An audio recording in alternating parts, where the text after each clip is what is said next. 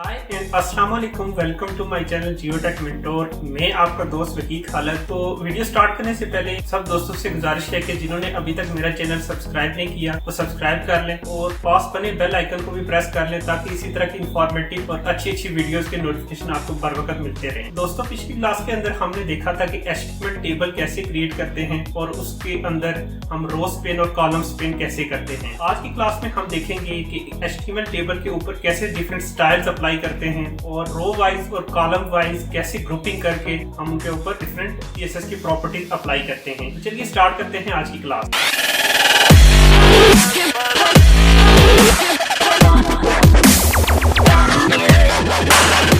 दोस्तों, ये देखिए मैंने एक सैंपल सा टेबल लिया हुआ है जिसके अंदर स्टूडेंट की सारी मार्क्स की डिटेल ऐड की हुई है। जो टॉप की दो रोज हैं वो स्टूडेंट नेम और सब्जेक्ट्स के नेम वगैरह शामिल किए हुए हैं और फिर नीचे सैंपल डाटा ऐड किया हुआ है। इसका कोड भी दिखा देता हूँ आपको। तो ये देखें मैंने टेबल इस्तेमाल किया हुआ है, उसके अंदर मुख्तलिफ रोज ऐड की हुई हैं और उनके अंदर रो स्पिन और कॉलम स्पिन करके ये टेबल क्रिएट किया हुआ है। तो अब यहाँ पे देखिए इसकी जो विड्थ और हाइट है ये ऑटोमेटिकली एडजस्ट हुई है कंटेंट के हिसाब से। जितना इसके अंदर कंटेंट होगा उसी के हिसाब से ऑटोमेटिकली क्या हुआ है, एडजस्ट हुआ है। आप इसकी विड्थ और हाइट चेंज भी कर सकते हैं। उसके लिए मैं क्या करता हूँ, ये जो आपको टेबल टैग है इसके अंदर जो स्टाइल ऐड किया हुआ है एट्रीब्यूट, इसके अंदर जाकर मैं विड्थ चेंज कर देता हूँ। इसकी विड्थ कर देता हूँ 100%। तो ये देखें इसकी विड्थ क्या हो गई है, 100% हो गई है। इस तरह आप इसकी विड्थ वगैरह चेंज कर सकते हैं। इसको मैं 50% अगर कर दूँ तो ये जो आपकी स्क्रीन होगी इसके 50% पे टेबल खुद ब खुद आ जाएगा। आप फिक्स भी कर सकते हैं, लेकिन कन्वेंशनल तरीका ये है कि विड्थ जो है हमेशा परसेंटेज में रखी जाती है। अच्छा, जो हाइट है ये आप हमेशा फिक्स के अंदर देखें क्योंकि ये कंटेंट के हिसाब से ऑटोमेटिकली एडजस्ट होती रहती है। अगर परसेंटेज देंगे तो परसेंटेज खुद ब खुद इसके ऊपर काम नहीं करेगा। तो आपने हाइट जो है वो हमेशा फिक्स देनी है। जैसे इसकी हाइट में अगर 300 पिक्सल रखूँ तो ये ऑटोमेटिकली इसकी 300 हो गई है टॉप से लेकर बॉटम में। अच्छी डिवीजन कैसे हुई है, इसकी जो नंबर ऑफ रोज है ये देखिए 7 इसकी नंबर ऑफ रोज है। ये 300 को 7 में डिवाइड करके ईच नंबर ऑफ जो रो है उसके ऊपर इसकी हाइट एडजस्ट हो जाएगी। इसी तरह जो विड्थ है 50%, वो स्क्रीन का 50% निकाल के फिर ऑटोमेटिकली सेल के ऊपर क्या हो जाएगी, डिवाइड हो जाएगी। तो इस तरह हाइट और विड्थ आप इसकी चेंज कर सकते हैं। अगर आप यहाँ पे देखें मैंने अभी तक टेबल को कोई नाम नहीं दिया हुआ है, तो अगर आप नाम देना चाहते हैं तो उसके लिए एक अलग से टैग मौजूद है जिसको कहते हैं कैप्शन। कैप्शन आपने कहाँ पे ऐड करना है, ये आपका जो टेबल टैग है इसके फौरन बाद आपने कैप्शन टैग ऐड करना है। तो कैप्शन टैग के अंदर आप टेबल का कोई भी नाम दे सकते हैं। जैसे मैं यहाँ पे लिख लेता हूँ डिटेल मार्क्स ऑफ स्टूडेंट। तो ये देखें कैप्शन ऐड हो गया। ये ऑटोमेटिकली आपको सेंटर अलाइन मिलेगा बिकॉज इसकी डिफॉल्ट वैल्यू सेंटर लाइन होती है। अगर आप इसको लेफ्ट पे शो करना चाहते हैं तो वो भी आप कर सकते हैं। वो किस तरीके से करेंगे, आप इस कैप्शन के अंदर जाकर स्टाइल एट्रीब्यूट ऐड करेंगे। स्टाइल एट्रीब्यूट के अंदर जाकर टेक्स्ट अलाइन करेंगे। टेक्स्ट अलाइन सेंटर लेफ्ट या फिर राइट कर सकते हैं। मैं इसको अगर लेफ्ट करता हूँ तो ये देखिए आपको लेफ्ट पे शो हो जाएगा। तो इस तरह आप इसकी साइड चेंज कर सकते हैं। बाद दफ़ा आपने देखा होगा कि ये जो कैप्शन है ये नीचे वाली साइड पे मौजूद होता है। तो उसके लिए क्या करेंगे, इसको नीचे ले जाने के लिए तो इसी स्टाइल एट्रीब्यूट के अंदर ही आप एक प्रॉपर्टी ऐड करेंगे कैप्शन साइड, और इसकी वैल्यू जो है आप बॉटम रख लेंगे। तो उसकी दो वैल्यूज होती है, टॉप होती है, बॉटम होती है। बाय डिफॉल्ट इसकी टॉप होगी, आप बॉटम रखेंगे तो ऑटोमेटिकली ये नीचे शिफ्ट हो जाएगा। फिर अगर आपने ये टेक्स्ट जो है आपको नजर आ रहा होगा कि जो हेडिंग्स के वो सारी सेंटर अलाइन है, जबकि जो बॉडी के अंदर टेक्स्ट है ये सारा लेफ्ट अलाइन है।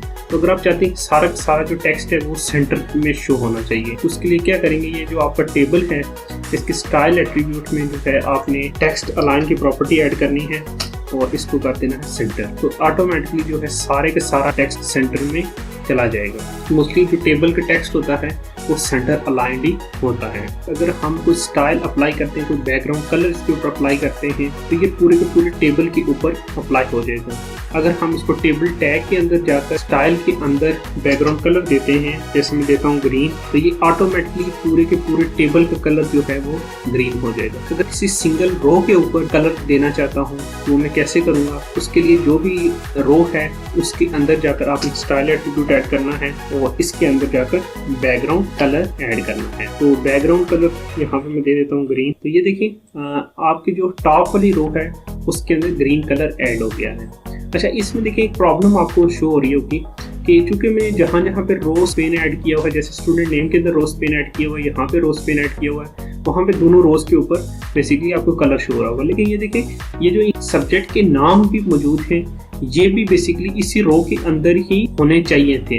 लेकिन जब मैं एक रो के ऊपर बेसिकली अप्लाई करता हूँ तो ये सिर्फ जहाँ जहाँ पे स्टूडेंट नेम, मार्क्स और टोटल लिखा हुआ है उसी के ऊपर बेसिकली अप्लाई हो रहा है। तो इस प्रॉब्लम का हल जो है वो ये है कि HTML5 के अंदर 3 मुख्तलिफ टैग जो है वो इंट्रोड्यूस करवाए गए हैं, टी हेड, टी बॉडी और टी फुट। तो इन 3 टैग की मदद से आप टेबल स्ट्रक्चर चेंज कर सकते हैं। तो सबसे पहले मैं टी हेड टैग इस्तेमाल कर लेता हूँ। ये जस्ट टैग्स हैं जो बेसिकली टेबल के डिवीजन के तौर पे आप इस्तेमाल कर सकते हैं। तो टी हेड टैग में ऐड करता हूँ और जो टॉप वाली 2 रोज हैं उसको टी हेड टैग के अंदर रख लेता हूँ। तो ये देखिए, टॉप वाली जो 2 रोज हैं उन्हें मैंने टी हेड टैग के अंदर रख दिया। इसी तरह जो सेंटर वाली सारी की सारी रोज हैं उनको मैं टी बॉडी के अंदर रख लेता हूँ।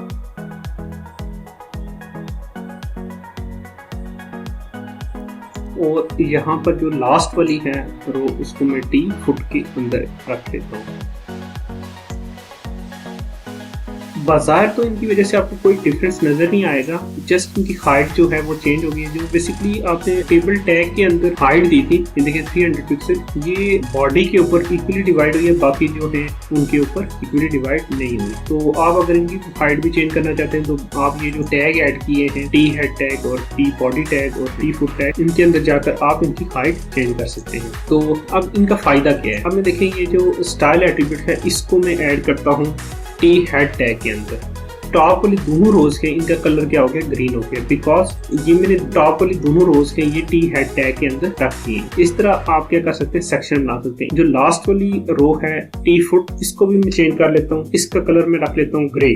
तो ये देखें, लास्ट वाली जो रो है इसका कलर हो गया ग्रे। तो इस तरह आप बेसिकली रो बाय टेबल की डिवीजन और स्टाइलिंग कर सकते हैं। और इसी तरह की अगर आप स्टाइलिंग कॉलम वाइज देना चाहते हैं, जैसे मैं ये चाहता हूँ कि स्टूडेंट का नेम जो है ये सारे के सारा एक स्टाइल में आ जाए और इस तरह टोटल जो है वो एक स्टाइल में आ जाए, तो उसके लिए भी बेसिकली HTML5 के अंदर नए टैग इंट्रोड्यूस किए गए। तो क्या है, चलिए देखते हैं। उसके लिए ये जो कैप्शन ऐड किया हुआ है, इसके बाद आपने कॉल ग्रुप के नाम से एक टैग मौजूद है उसको ऐड करना है। और इसके अंदर आपने कॉलम्स की स्पेसिफिकेशन देनी है कि कॉलम्स किस तरह डिवाइड होने चाहिए। तो ये कॉल टैग क्या बताएगा? ये बेसिकली कॉलम की डिवीजन करने के लिए इस्तेमाल होता है। तो इसको हम कैसे इस्तेमाल करेंगे? इस कॉल टैग के अंदर हम यूज करेंगे स्पेन। स्पेन के अंदर हम बताएंगे कि एक जो बेसिकली कैटेगरी होगी वो कितने कॉलम्स पे मुश्तमिल होगी। यहाँ पे देखें टेबल के अंदर कि जो मेरी पहली कैटेगरी होगी वो एक ही कॉलम के ऊपर मुश्तमिल है, जबकि जो दूसरी कैटेगरी होगी वो 1, 2, 3 और 4 कॉलम्स पे मुश्तमिल होगी। और तीसरी जो कैटेगरी होगी वो एक ही कॉलम पे मुश्तमिल होगी। तो अगर एक ही कॉलम के ऊपर मुश्तमिल है तो उसको स्पेन देने की जरूरत नहीं है, जस्ट कॉल टैग ऐड करेंगे तो ये ऑटोमेटिकली एक ही कॉलम अप्लाई होगा। और इसके अंदर मैं स्टाइल एट्रीब्यूट ऐड कर देता हूँ। इसी तरह जो अगली कैटेगरी है वो 4 कॉलम पे मुश्तमिल है, तो मैं स्पेन टैग ऐड करूंगा और उसके अंदर 4 ऐड कर देता हूँ। और फिर इसके अंदर भी स्टाइल एट्रीब्यूट ऐड कर देता हूँ। और लास्ट जो कैटेगरी होगी वो एक ही कॉलम मुश्तमिल है, तो मैं यहाँ पे भी स्पेन टैग नहीं इस्तेमाल करता, जस्ट स्टाइल टैग ऐड करता हूँ। अब इनके सबके कलर जो है डिफरेंट दे के चेक करता हूँ। पहले का जो है वो कलर में देता हूँ रेड और लास्ट वाले का भी रेड दे देता हूँ। और जो सेंटर वाला है इसका मैं कलर दे देता हूँ ग्रे। तो ये देखें कि आपके पास कॉलम्स की डिवीजन होगी। जो आपने रो वाइज ऑटोमेटिकली अप्लाइड है, लेकिन जो कॉलम वाइज के वो मजीद आगे डिवीजन की हुई है। पहले कॉलम के ऊपर रेड कलर अप्लाई हो गया है, लास्ट वाले के ऊपर भी रेड कलर अप्लाई हो गया। और जो स्पेन टैग इस्तेमाल करें, 4 की कैटेगरी बनाई थी, वो चारों के चारों जो है वो ग्रे कलर के शो गए। तो इस तरह आप एक टेबल के रो वाइज और कॉलम वाइज डिवीजन करके इनके ऊपर डिफरेंट स्टाइल्स अप्लाई कर सकते हैं। आई होप आज की क्लास आपको पसंद आई होगी। अगर पसंद आई है तो लाइक का बटन प्रेस करें, और जिन्होंने मेरे चैनल को अभी तक सब्सक्राइब नहीं किया वो सब्सक्राइब कर लें और पास बने बेल आइकन को भी प्रेस कर लें। मिलते हैं नेक्स्ट वीडियो में, तब तक के लिए अल्लाह हाफिज।